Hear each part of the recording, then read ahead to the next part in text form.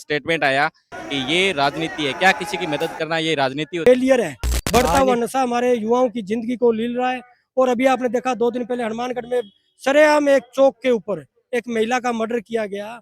उसके साथ में जो एक व्यक्ति था उसको भी गंभीर रूप से घायल किया गया, जो आज भी आईसीयू में भर्ती है। तो नमस्कार, मैं आपके साथ जुड़ा हुआ हूँ रणदीप। और कांग्रेस है लंबे समय से प्रदर्शन करती हुई नजर आ रही है। प्रदर्शन है महंगाई को लेकर, पेपर लीक यानी नीट का जो पेपर लीक हुआ उनको लेकर है। इससे पहले भी प्रदर्शन किया था। आज हनुमानगढ़ कलेक्ट्रेट ऑफिस के जस्ट सामने मैं मौजूद हूँ। वहां पर कांग्रेस से कार्यकर्ता जगह जगह से तहसील स्तर पर यहाँ पर इकट्ठे हुए हैं। तो इनसे बातचीत करें। हमारे साथ जुड़े हुए हैं मनीष जी मक्का सर, हमारे साथ जुड़े हुए हैं। विनीत जी, सबसे पहले मेरा यही सवाल है कि मेरे जहन में एक सवाल आया कि जो झुंझुनू के अंदर जो प्रदीप मेघवाल है उन्होंने आत्महत्या कर ली थी। इनको लेकर पार्टी ने मदद की, लेकिन स्टेटमेंट आया कि ये राजनीति है। क्या किसी की मदद करना ये राजनीति होती है? राजनीति करनी कोई बुरी बात नहीं, और राजनीति एक सेवा है। अगर आप राजनीति करते हो किसी गरीब का भला करने के लिए, किसान का भला करने के लिए, महिलाओं का भला करने के लिए, जो यूथ का भला करने के लिए, तो वो राजनीति में एक बार नहीं 1000 बार करना हम चाहेंगे।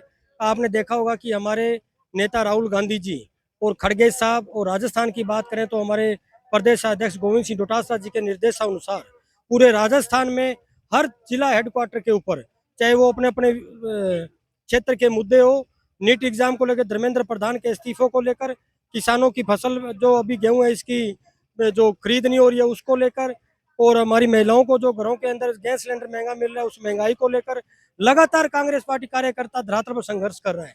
और सबसे पहले तो मैं आपका मीडिया बंधु का, खासकर हनुमानगढ़ के मीडिया बंधु का, सभी का, प्रिंट मीडिया हो चाहे वो सोशल मीडिया हो, सबका मैं बहुत बहुत धन्यवाद देना चाहता हूँ। और आपका मैं आभारी रहूंगा हमेशा, क्योंकि हमने जब जब धरातल पे किसान की लड़ाई लड़ी है उस बात को आपने एक प्रदेश में नहीं पूरे देश के अंदर हमारी आवाज को उठाने का जो काम किया, उस बात के लिए हम आपके साधुवाद हैं।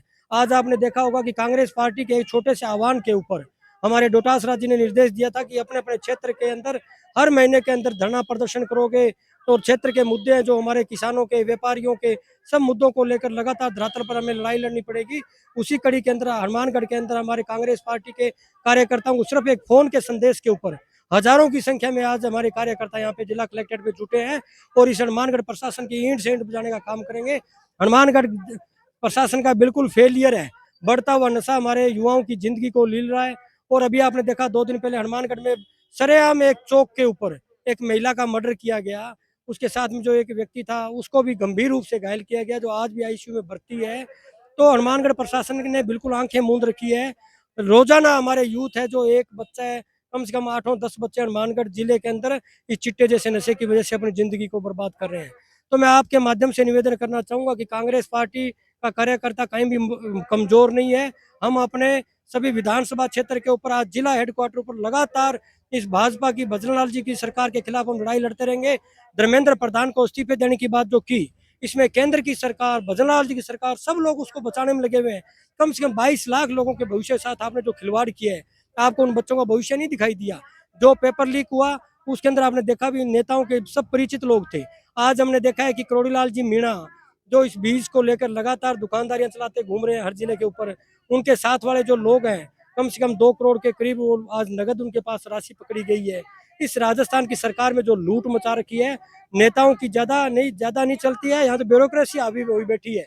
मैंने हनुमानगढ़ क्षेत्र में हमारे यहाँ के विधायकों को यहाँ पे एसपी और कलेक्टर से मिलने के लिए लाइनों में लगे हुए बैठे हुए देखे हैं मैंने यहाँ पे।